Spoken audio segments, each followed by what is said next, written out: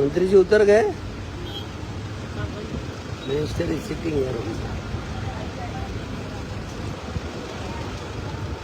काकडे साहेब जरा पकडा, फेसबुक लाईव्ह करूया जरा।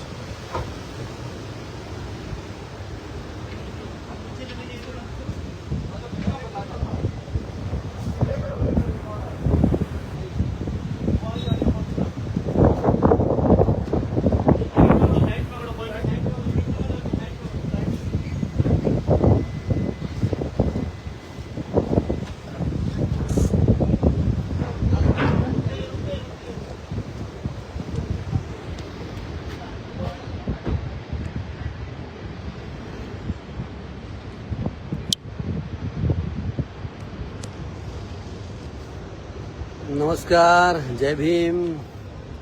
सर्व फेसबुक मित्रांना नमस्कार आहे, प्रणाम। हे जे आहे हे सर्व या तुम्हाला बघा, बोलो मोबाईल धरा तर तुम्ही जरा इकडे बघा, इकडे बघा, इकडे बघा। हा जो समुद्र किनारा आहे,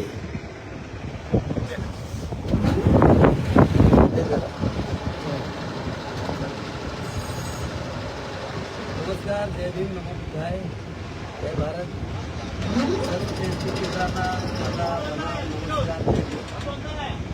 आज मी रिपब्लिकन पक्षाचे राष्ट्रीय अध्यक्ष, केंद्रीय सामाजिक न्याय राज्यमंत्री आमदार रामदास साहेबांसोबत अंदमान निकोबारची राजधानी पोर्ट ब्लेअर, अंदमान निकोबार हे युनियन टेरिटरी आहे, केंद्र शासित प्रदेश आहे आणि याची राजधानी आहे पोर्ट ब्लेअर। या पोर्ट ब्लेअरला आज आम्ही सकाळी झालो, तिथे शासकीय बैठक झालेली आहे आणि यानंतर आम्ही पोर्ट ब्लेअरच्या या समुद्र किनाऱ्यावर ही जेट्टी आहे, या जेट्टीमध्ये बघा सगळ्या शासकीय गाड्या आल्यात, मंत्री महोदयांची गाडी पण आहे। या जेट्टीतून ही जहाज आता पुढच्या कुठल्या आपण नॉर्थ बे या आयलँडवर चाललेलो आहोत आणि अंदमान निकोबार हे समुद्राच्या मधोमध आहे आणि 386 पेक्षा जास्त समुद्र बेटं आहेत तिथून, त्याचं मिळून जवळजवळ 836 बेटं आहेत, त्यातली 3.5 बेटं आहेत मानवी प्रशासन आहे।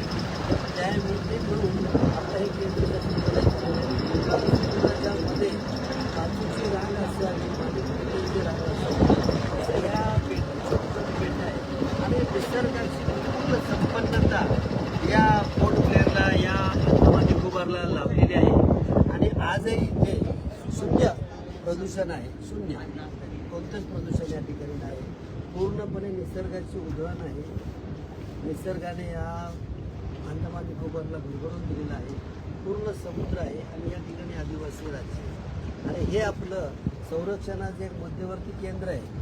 या अंदमान निकोबार बेटापासून जवळच इंडोनेशिया आहे, म्यानमार म्हणजे ब्रह्मदेश आहे आणि सर्वात जवळ थायलंड सुद्धा आहे, चीनचं सुद्धा एक कोको बेट आहे।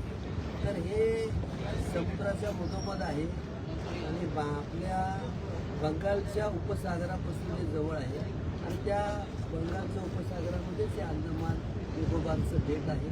अनेक छोटी छोटी बेट आहेत, अत्यंत सुंदर डोंगर, हिरवाई आणि खोल खोल समुद्र। आपण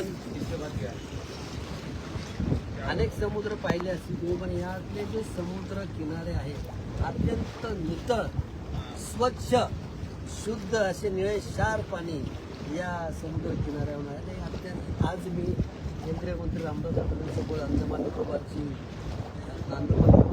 भेटीवर आहे आणि माझे सातारकर मित्र रिपब्लिकन पक्षाचे नेते विनोद काकडे या ठिकाणी आहेत आणि अंदमान निकोबार या केंद्रशासित प्रदेशाचे राज्य अध्यक्ष RBIचे राहुल राम हे सुद्धा या दौऱ्यामध्ये आहेत आणि सातारा जिल्ह्यातले आमचे रहिवासी विनोद काकडे हे या अंदमान निकोबारमध्ये रिपब्लिकन पक्ष घेऊन आणले, रिपब्लिकन पक्ष रुजवण्यामध्ये रामदास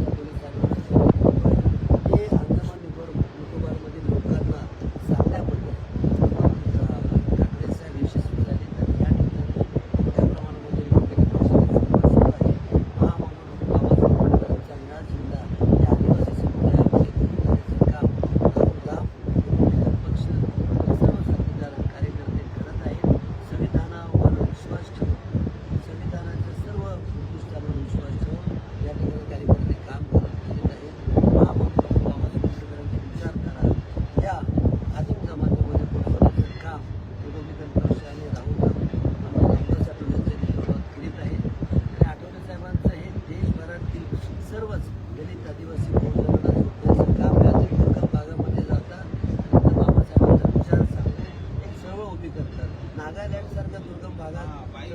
बाकीचे आमदार आले तर या केंद्रशासित प्रदेशात लक्षद्वीपमध्ये पण संघटना आहे आणि आता अंदमान निकोबार मी तुम्हाला दाखवतो मान्य रामदास आठवले साहेब तिथेच या गाडीमध्ये आहेत. ही जहाज आहे, आता जहाज सुरू होत आहे.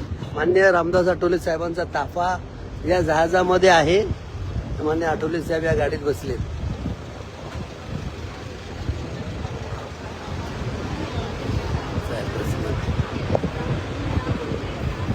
फोनवर बोलत आहेत साहेब.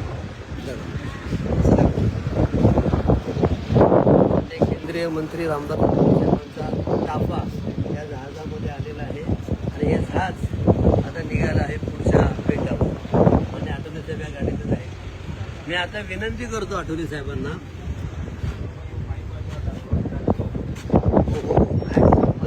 तो दाखवा, काकडे साहेब दाखवा. हा प्रत्येक समुद्र आहे, बघा बघा.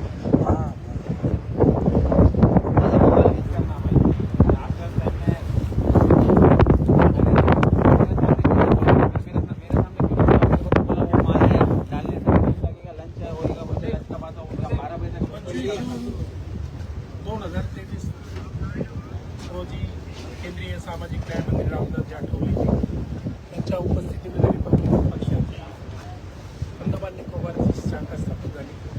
राहुल राम हे अध्यक्षतेखाली त्यानंतर 3 व्हिजिट आठवड्यासाठी केली.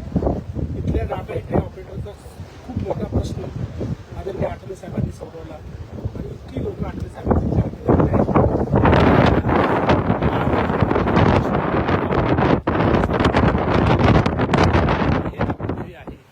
आणि आज या ठिकाणी साहेब आले. रिपब्लिकन पक्षाचं संध्याकाळी या ठिकाणी आझाद हिंद सेनेचे संस्थापक सुभाषचंद्र बोस यांनी 1943 साली तिरंगी झेंडा त्या ठिकाणी फैलवला.